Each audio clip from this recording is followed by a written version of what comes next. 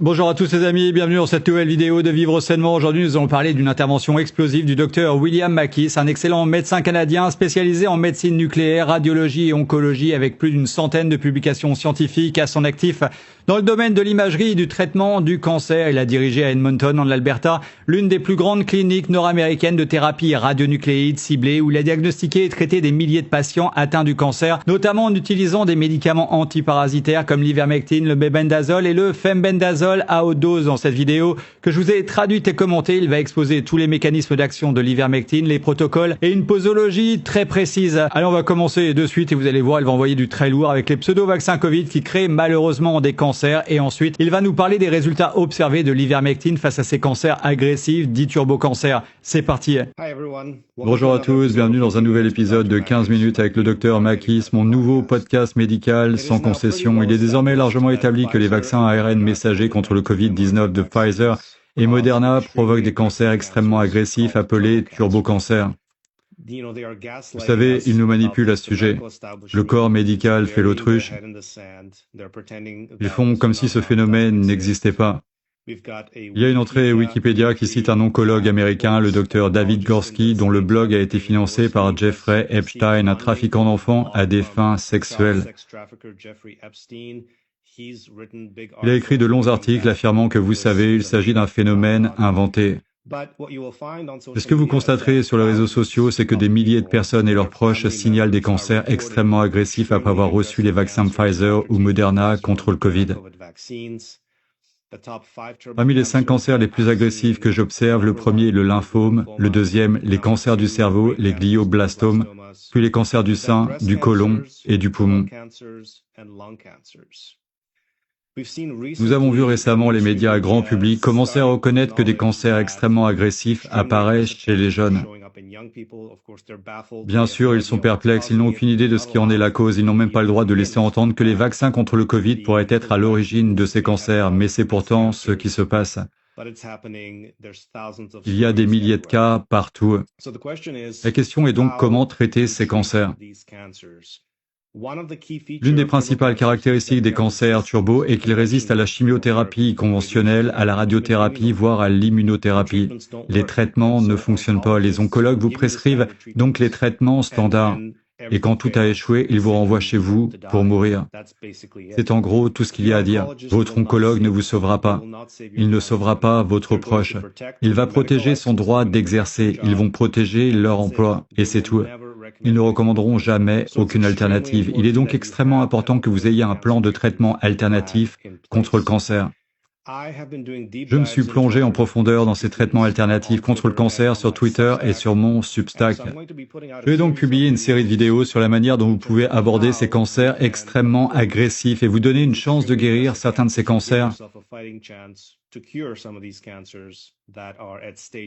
qui en sont au stade 4 et que les oncologues ne peuvent pas guérir. Dans cet épisode, je vais parler de l'ivermectine à forte dose et du traitement des cancers agressifs.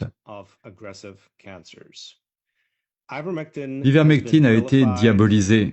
C'est un médicament lauréat du prix Nobel qui est utilisé comme antiparasitaire depuis de très nombreuses années. Merck en détenait le brevet jusqu'en 1996. Et fait intéressant, Merck a déclaré qu'il n'était pas efficace contre le Covid-19.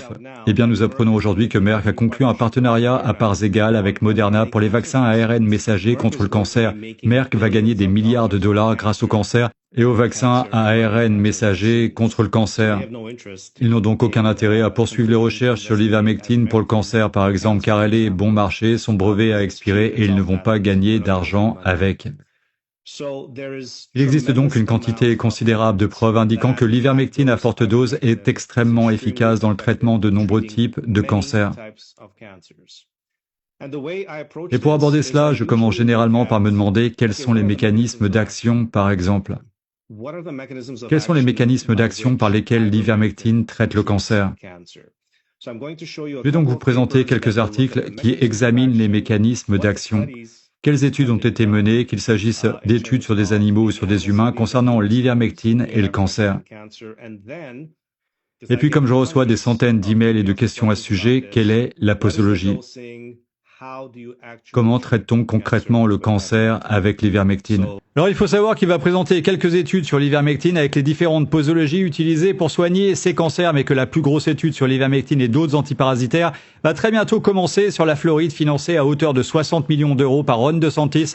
Le gouverneur de Floride et bien sûr le docteur William Mackey va prendre part à cette étude massive que l'industrie pharmaceutique extrêmement rentable n'a jamais voulu faire. Et vous allez certainement vous demander pourquoi l'industrie pharmaceutique n'a jamais lancé cette étude. Eh bien pour une raison très précise.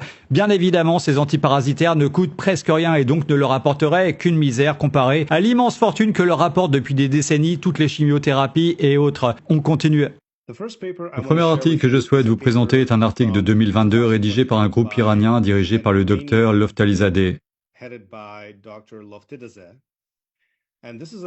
Cet article est très intéressant car il résume clairement les mécanismes d'action de l'ivermectine dans le cancer. Elle agit sur ces voies de signalisation appelées PAC1, ACT, mTOR et WNT.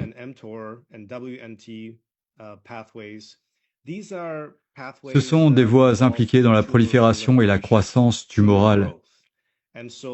L'ivermectine inhibe donc plusieurs de ces voies, ce qui ferme la croissance et la prolifération tumorale et entraîne un arrêt du cycle cellulaire. Elle inhibe également les métastases et la capacité des tumeurs à créer leurs propres vaisseaux sanguins. C'est donc essentiel. De multiples voies qui inhibent la croissance tumorale, la prolifération tumorale. L'ivermectine agit également sur les cellules souches cancéreuses.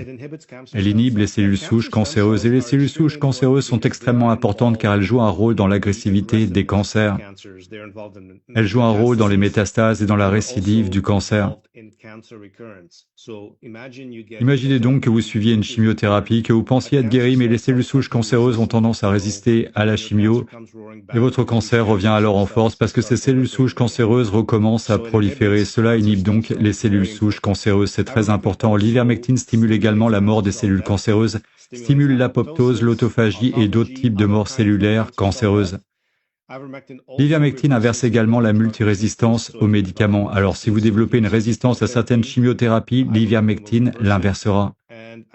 Et l'ivermectine agit en association avec la chimiothérapie ou la radiothérapie. Elle présente donc également ses avantages supplémentaires. Un autre excellent article est celui de Guzzo datant de 2002. Il s'agissait essentiellement d'une étude sur la sécurité de l'ivermectine. Quelle dose d'ivermectine peut-on prendre en toute sécurité? Dans cet article, ils ont donc examiné des 30 ou 60 mg 3 fois par semaine ou de 90 à 120 mg en une seule prise. Et la conclusion était essentiellement que l'ivermectine était généralement bien tolérée, sans signe de toxicité pour le système nerveux central. Il s'agit donc d'une toxicité neurologique pour des doses allant jusqu'à 10 fois la dose maximale approuvée par la FDA, soit 0,2 mg par kilogramme.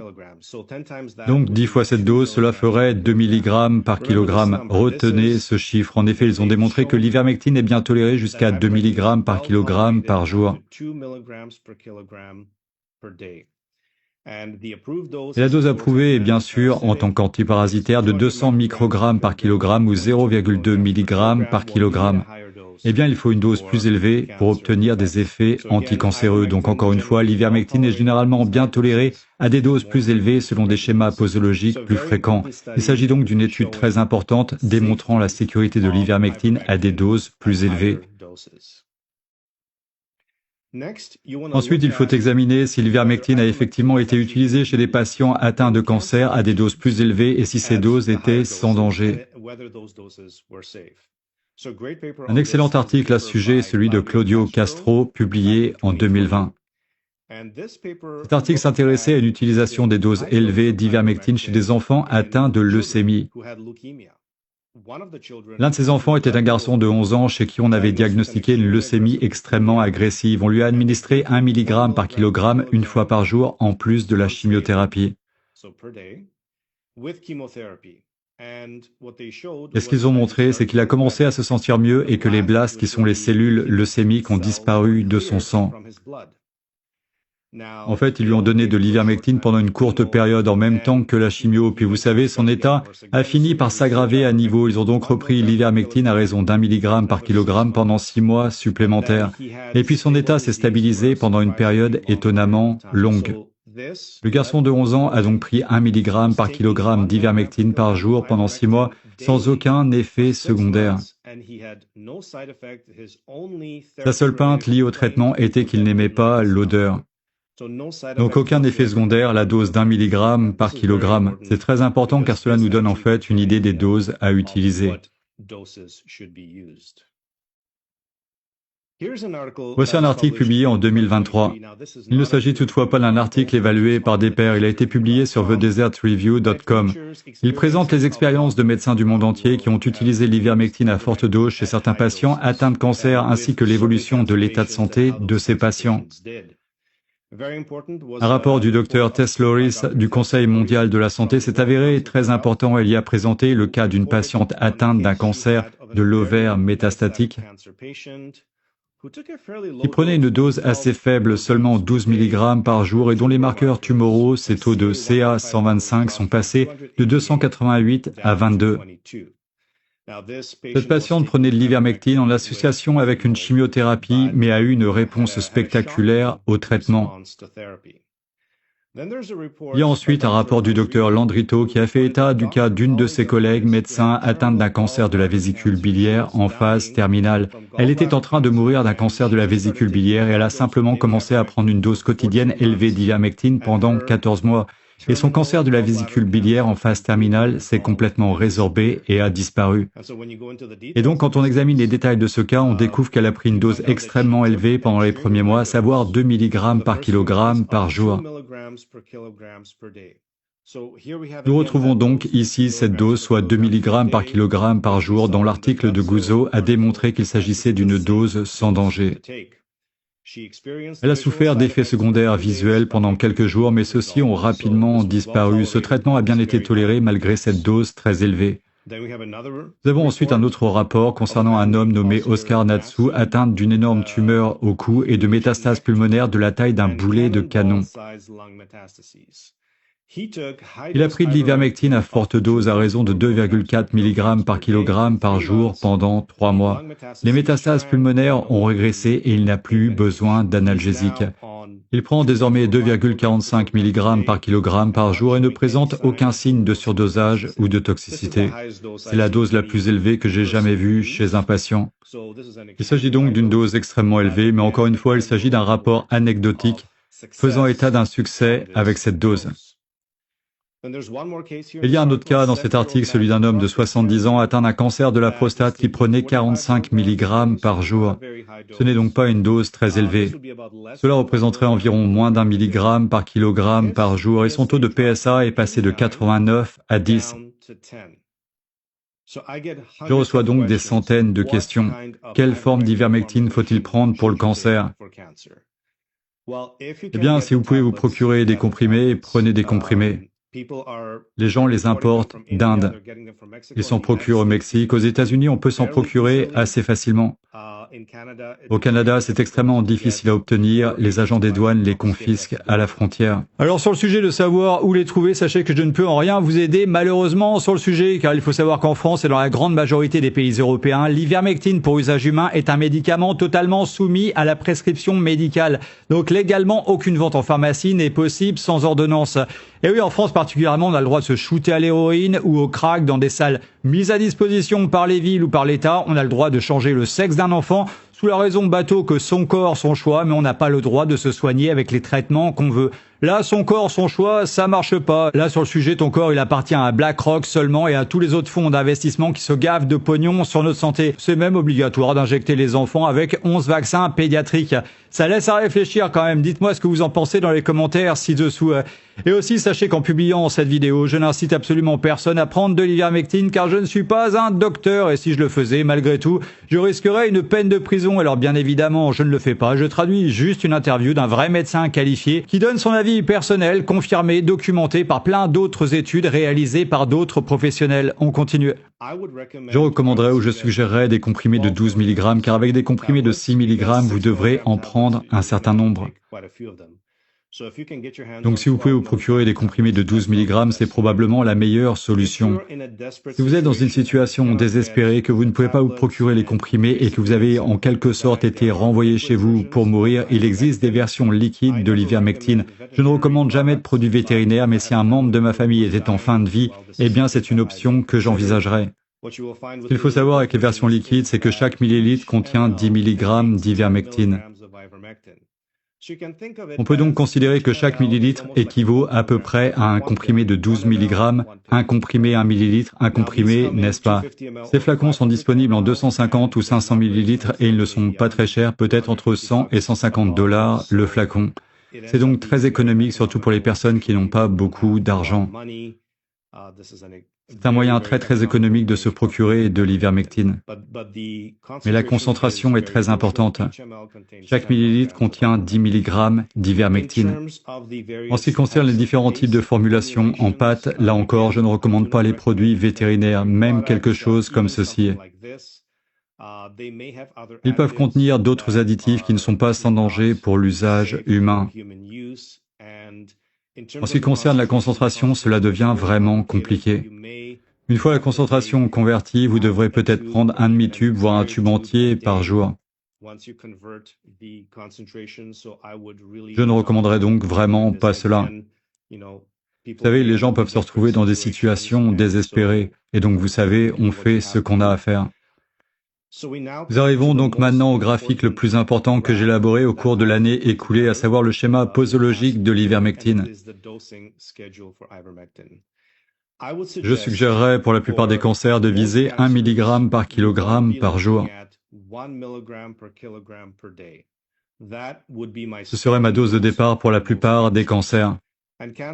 Et parmi les cancers pour lesquels l'ivermectine s'est avérée efficace, il existe de nombreux types différents. Il y a le cancer du sein, le cancer du côlon, le cancer du poumon, le cancer du pancréas, les carcinomes rénaux, les cancers de l'estomac. Vous savez, il existe de nombreux cancers différents pour lesquels on peut essayer l'ivermectine, les leucémies, bien sûr. Le seul cancer pour lequel je n'ai vu pratiquement aucune recherche sur l'ivermectine, ce sont les lymphomes. Je n'ai tout simplement vu aucun article traitant des lymphomes et de l'ivermectine. Cela ne signifie pas que ça ne fonctionne pas, cela signifie simplement qu'il n'y a pas d'études portant sur les lymphomes. C'est la dose par laquelle je commencerai. Shankara Shetty avait ce patient atteint d'un cancer de la prostate dont le taux de PSA est passé de 89 à 11. Il a utilisé 45 mg d'ivermectine par jour, donc si on considère la posologie à raison d'1 mg par kilogramme, une personne pèse en moyenne 60 kg, cela signifie que l'on va utiliser 60 mg d'ivermectine par jour. Cela correspond à 5 comprimés de 12 mg chacun ou à 6 ml d'ivermectine liquide. Les 6 ml, c'est en gros une cuillère à café. C'est ainsi qu'il faut le considérer, une cuillère à café par jour, une fois par jour. Et aucun effet secondaire à long terme n'a été signalé avec une dose d'1 mg par kilogramme. Il y a eu cette étude de Castro portant sur des enfants qui prenaient 1 mg par kilogramme. Ils ont eu une leucémie à long terme sans effet secondaire. On peut commencer par une dose plus faible. Le docteur Tess Lawrie a rapporté un cas avec une dose bien plus faible. Cette dose était en fait de 0,2 mg par kilogramme. Et on a tout de même constaté une amélioration dans le cas du cancer de l'ovaire au niveau des marqueurs sanguins, les taux de CA125 passés de 288 à 22 après 2 mois. Il y a donc un effet anticancéreux. Cet effet est dose dépendant. Il existe des preuves que l'effet anticancéreux de l'ivermectine est dose dépendant. Ainsi, avec une dose plus élevée, on peut obtenir une meilleure efficacité. Maintenant, si vous avez des cancers extrêmement agressifs, comme la leucémie, les cancers du pancréas sont extrêmement agressifs, ainsi que les cancers du cerveau. Maintenant, la question se pose de savoir si l'ivermectine traverse la barrière hémato-encéphalique. C'est le cas car on observe des effets secondaires neurologiques, mais elle ne la traverse pas très facilement. Donc pour les cancers du cerveau, il se peut que l'on ait besoin d'une dose plus élevée, par exemple 2 mg par kilogramme. Et encore une fois, vous savez, c'est le cas de la collègue du docteur Landrito qui souffrait d'un cancer de la vésicule biliaire en phase terminale. Elle a pris 2 mg par kilogramme par jour pendant 14 mois et son cancer a disparu. Elle a eu quelques effets secondaires visuels, mais ceux-ci ont disparu au bout de quelques jours. À ce jour, la dose la plus élevée que j'ai observée est de 2,5 mg par kilogramme. Les oncologues conventionnels ne vous proposeront même pas l'ivermectine. C'est donc la dose maximale que certaines personnes ont atteinte, soit 2,5 mg par kilogramme. Encore une fois, le docteur Shankara Shetty a eu un patient sous 2,5 mg par kilogramme par jour, sans aucun effet secondaire à long terme. Donc à 2 mg par kilogramme ou 2,5 mg par kilogramme, vous pourriez ressentir certains effets visuels, mais ils ne semblent pas durer longtemps. Ils ne semblent durer que quelques jours. Je conseillerais à la plupart des gens de commencer par 1 mg par kilogramme, puis d'ajuster la dose en fonction de leur situation personnelle. Vous pouvez toujours augmenter la dose. Voilà, c'est à peu près tout. L'utilisation de l'ivermectine dans le traitement du cancer est honnêtement très simple. La dose initiale habituelle est d'1 mg par kilogramme par jour. Si vous utilisez les comprimés pour une personne de 60 kg, cela correspond à 60 mg par jour. Cela représente 5 comprimés de 12 mg par jour. Si vous utilisez la version liquide pour une raison quelconque, cela correspond à 6 ml par jour. Une cuillère à café, c'est 5 ml, n'est-ce pas? Donc cela revient en gros à une cuillère à café par jour d'ivermectine liquide. Et c'est tout. C'est un médicament très sûr. Il n'est plus protégé par un brevet. On peut se procurer des versions génériques de l'ivermectine. Personne ne va gagner d'argent avec ça. Il n'y a actuellement aucun essai clinique portant sur l'ivermectine dans le traitement du cancer, car cela ne rapporte pas d'argent. Je vous recommande donc vivement, si vous êtes atteint d'un cancer, d'essayer l'ivermectine à une dose initiale d'1 mg par kilogramme par jour.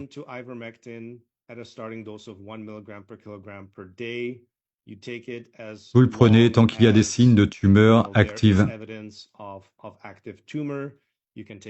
Vous pouvez le prendre pendant des mois. Dans l'étude de Castro, les enfants atteints de leucémie l'ont prise pendant 6 mois. Il existe des témoignages anecdotiques de personnes qui l'ont pris quotidiennement pendant plus d'1 an sans toxicité. À bientôt pour la prochaine vidéo.